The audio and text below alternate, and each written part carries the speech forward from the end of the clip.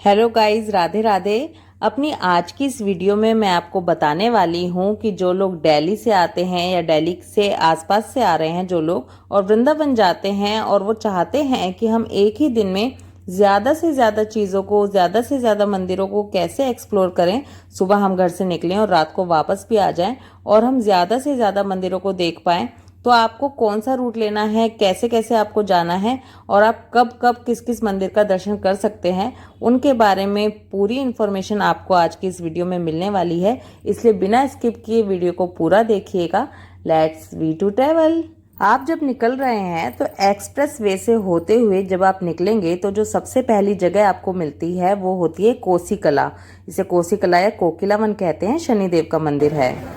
दिल्ली से 2 घंटे का ट्रैवल करने के बाद हम यहाँ कोसी कला पहुँच चुके हैं। कोसी कला शनि धाम मंदिर है, यहाँ शनिदेव का मंदिर है और भगवान कृष्ण ने यहाँ पर शनिदेव को कोयल के रूप में दर्शन किए थे। इसी वजह से इसका नाम कोकिला वन है। इसे कोकिला वन कहा जाता है, जहाँ पे शनि धाम भी है और श्री कृष्ण का भी मंदिर है। आइए दर्शन करते हैं।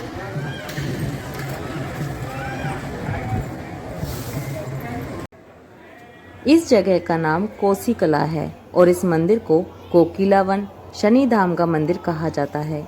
मान्यता है कि एक बार जब शनिदेव को भगवान कृष्ण के दर्शन की इच्छा हुई, तब भगवान कृष्ण ने इसी जगह पर शनिदेव को कोयल के रूप में दर्शन दिए थे और उन्हें आज्ञा दी थी कि वो यहीं पर विराजमान हो जाएं। तभी से यहाँ पर शनि धाम है।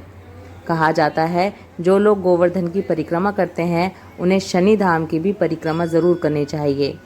यहाँ पर शनि देव का बहुत बड़ा मंदिर है और साथ ही में भगवान कृष्ण का भी मंदिर है। जब आप दिल्ली की तरफ से आते हैं तो आपको शनि देव की बहुत बड़ी मूर्ति दिखाई देती है और वहीं से आपको अंदर की साइड आना होता है। शनिवार के दिन यहाँ पर बहुत ही भीड़ रहती है, बाकी अन्य दिनों में यहाँ पर कोई ख़ास भीड़ नहीं रहती। अगर आप बस से आते हैं तो आपको शेयरिंग ऑटो मिल जाता है जो आपको शनिदेव की जो बड़ी मूर्ति है वहाँ तक छोड़ देते हैं। वहाँ से आप पैदल चलकर अंदर आ सकते हैं, लेकिन जिस दिन कोई त्यौहार होता है या फिर शनिवार होता है उस दिन वो ऑटो आपको अंदर तक भी लेकर आ जाते हैं। मंदिर के बाहर आपको पूजा और प्रसाद से रिलेटेड बहुत सी दुकानें मिल जाती हैं। यहाँ पर खाने पीने की भी उचित व्यवस्था है और साथ ही में अगर आप यहाँ पर आके कोई भंडारा करना चाहते हैं तो उसके लिए भी यहाँ पर सब अरेंजमेंट्स हो जाते हैं। यहाँ मंदिर के बाहर एक बहुत बड़ी गौशाला भी है जहाँ जाकर आप गौ सेवा कर सकते हैं। शनि धाम में शनिदेव के दर्शन करने के बाद यहाँ से केवल 1 किलोमीटर की दूरी पर है नंदगांव। 1 किलोमीटर की दूरी पे आप सीधा नंदगांव आ सकते हैं और यहाँ पर नंदगांव में नंद महल के दर्शन कर सकते हैं। शनिदेव भगवान के दर्शन करने के बाद अब हम आए हैं नंदगांव।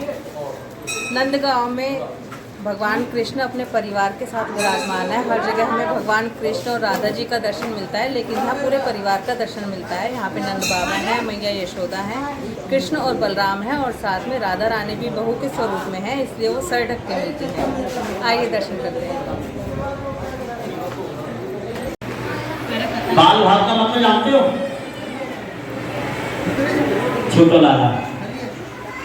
बाल भाग का मतलब होता है जैसे घर में छोटा बच्चा रहता है उसको 15-20 मिनट में खाने के लिए चाहिए, तो ऐसे आप 15-20 मिनट ठाकुर जी का भोग आता रहता है। बहुत लोग तो सोच रहे हो हमको देख के पर्दा लगा दिया है,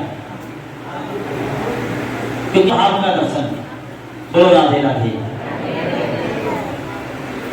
आप लोग बैठे हैं, ये भगवान का वो घर है जहां भगवान कृष्ण घुटमन खेलते हैं।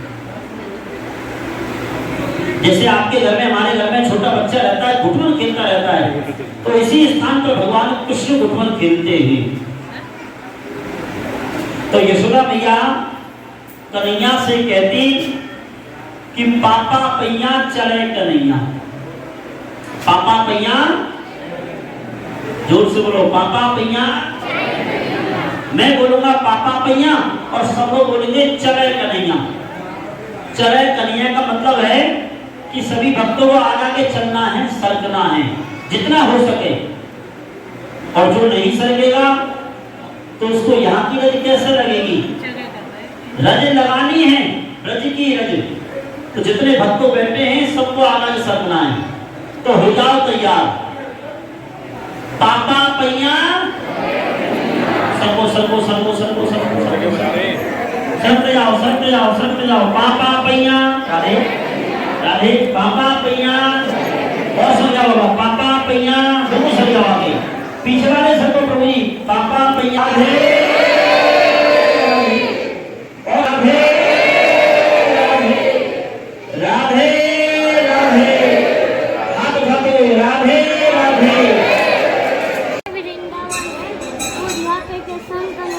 इधर का दादा छोड़े का, तो आप भी यहाँ पे आइए, देख के जाइए। हर हर महादेव। नंद महल के दर्शन करने के बाद और सीधा 9 किलोमीटर चलने के बाद आप पहुंच जाएंगे बरसाना। बरसाना जो निवास स्थान है राधा रानी का। बरसाना इसलिए क्योंकि राधा रानी कृपा करती नहीं है, बरसाती हैं।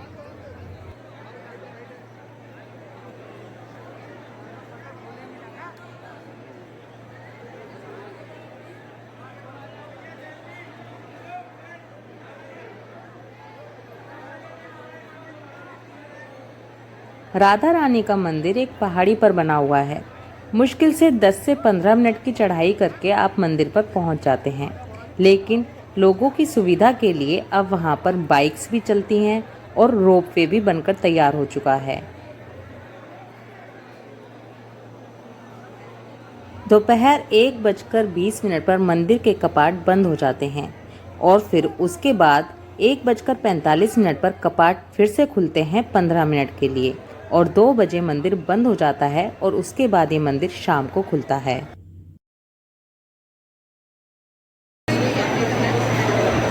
ये आप दर्शन कर रहे हैं लाडली जी महाराज बरसाना, बरसाना लाडली जी महाराज राधाजू।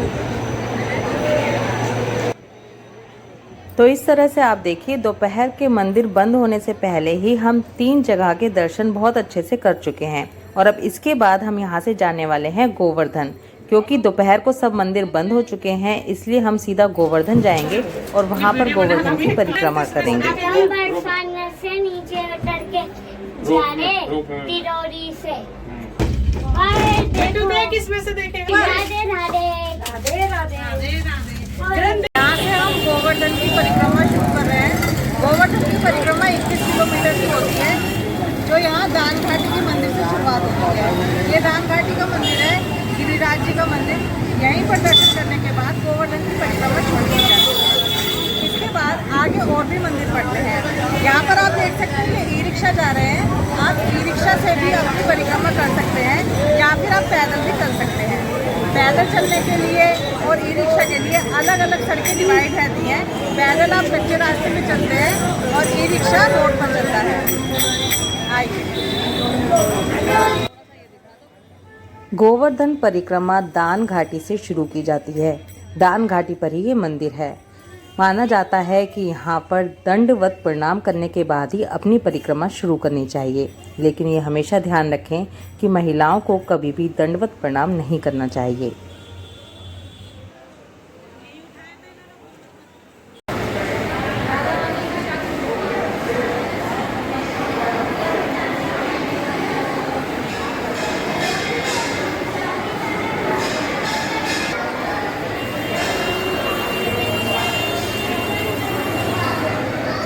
यहाँ दान घाटी से गोवर्धन की परिक्रमा शुरू करी जाती है।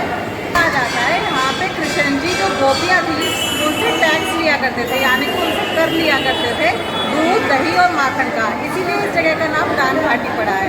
यहीं से दंडवत प्रणाम करके आप अपनी परिक्रमा शुरू करते हैं। यहाँ से हम ई रिक्शा के द्वारा अपनी परिक्रमा शुरू कर रहे हैं और रास्ते में जो जो मंदिर पड़ते हैं ई रिक्शा वाले वहाँ रोककर आपको दर्शन करवाते रहते हैं। गोवर्धन पर्वत के सखा का मंदिर है। सखा का?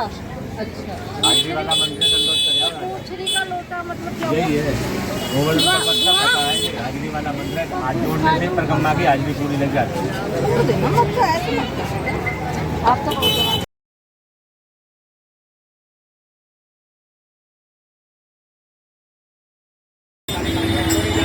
परिक्रमा मार्ग में ये मंदिर आता है जिसका नाम है पुंचरी का लोठा। इस मंदिर को गोवर्धन महाराज का चक्र कहा जाता है और कुछ मान्यताएं ऐसी भी है कि ये हनुमान बाबा है। कहते हैं गोवर्धन परिक्रमा की रक्षा करते हैं। यहाँ पर आके दंडवत प्रणाम करने की प्रथा परिक्रमा है। मार्ग में पड़ने वाले इस मंदिर का नाम पुंचरी का लोठा है। कहा जाता है कि जब तक आप इस मंदिर के दर्शन नहीं करते तब तक आपकी परिक्रमा पूरी नहीं मानी जाती। पुंचरी का लोठा के दर्शन करने के बाद परिक्रमा मार्ग में ही पड़ता है कुसुम सरोवर, जहां राधा कृष्ण खेला करते थे। इसके अलावा राधा कुंड, श्याम कुंड, मानसी गंगा ये सब भी परिक्रमा मार्ग में पड़ती हैं। लेकिन समय कम होने के कारण हमने उन सब जगहों के दर्शन नहीं किए और अपनी परिक्रमा पूरी की और उसके बाद हम चल दिए वृंदावन। बोल। आप राधे राधे आप दर्शन कर रहे हैं कुसुम सरोवर के, तो आप इसमें आइए दर्शन करके जाइए। जय राधे। अपनी गोवर्धन परिक्रमा को पूरी करने के बाद हम सीधा निकल लिए वृंदावन के लिए। गोवर्धन परिक्रमा से वृंदावन पहुंचने में हमें पूरा 1 घंटा लगा। अगर आपको रास्ते में जाम मिलता है तो ये समय बढ़ भी सकता है। सीधा हम पहुंच गए हैं बांके बिहारी जी मंदिर और वहां हमने दर्शन किए अपने प्यारे बांके बिहारी जी के।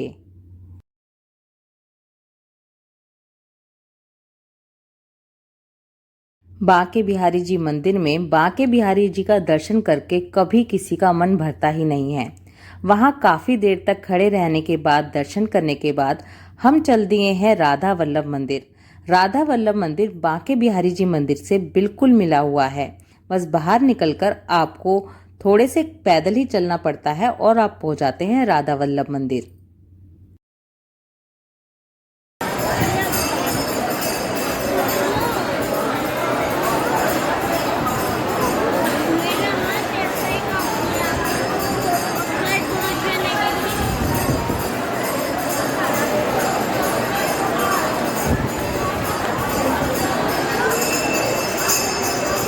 ये जो आप रस्सी खींचते हुए इस लेडी को देख रहे हैं, ये होती है राधा वल्लभ जी की पंखा सेवा। हाथ से रस्सी खींचकर उनका पंखा डुलाया जाता है। अंदर मंदिर परिसर में गर्भगृह में पंखा चलता रहता है जिसे कि रस्सी से खींचा जाता है। राधा वल्लभ जी के दर्शन करने के साथ साथ ही रात हो चुकी है और मंदिरों के बंद होने का समय भी हो चुका है। राधा वल्लभ जी के दर्शन करने के बाद 1 किलोमीटर दूरी पर हम जाने वाले हैं राधा रमन जी के दर्शन करने, क्योंकि राधा रमन जी का मंदिर थोड़ी देर से बंद होता है। ये आप दर्शन कर रहे हैं, ये यमुना मैया है। जय हो यमुना मैया की जय। इसे चीर घाट बोलते हैं, जो राधा रमन जी मंदिर के बाहर है। यहीं पर भगवान जी ने गोपियों के वस्त्र चुराए थे और केवल एक ही बार चुराए थे। ऐसा कुछ नहीं है कि बार बार या हर रोज चुराते थे। ये घाट है, ये चीर घाट है, इसे चीर घाट बोलते हैं। और इससे आगे आप इधर जाएंगे तो आपको राधा रमन मंदिर के दर्शन होंगे। आगे चलते हैं हम राधा रमन दर्शन करने।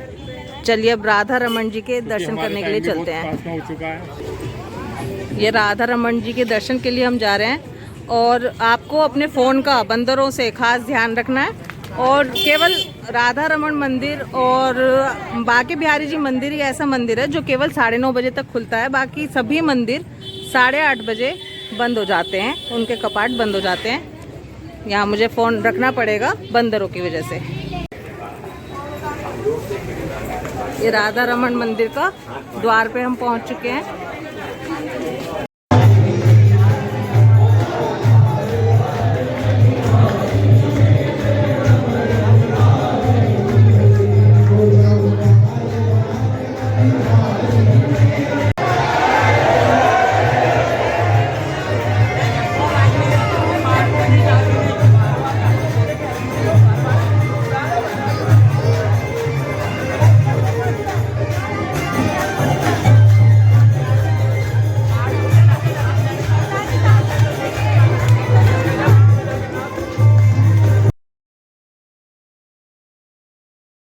तो ये थी हमारी आज की वीडियो जिसमें हम सबने मिलके एक ही दिन में व्रज दर्शन किए।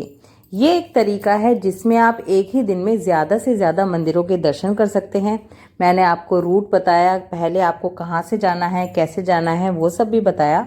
फिर भी अगर इस वीडियो से रिलेटेड कोई भी क्वेश्चन आपके पास हो तो आप कमेंट करके ज़रूर पूछ सकते हैं।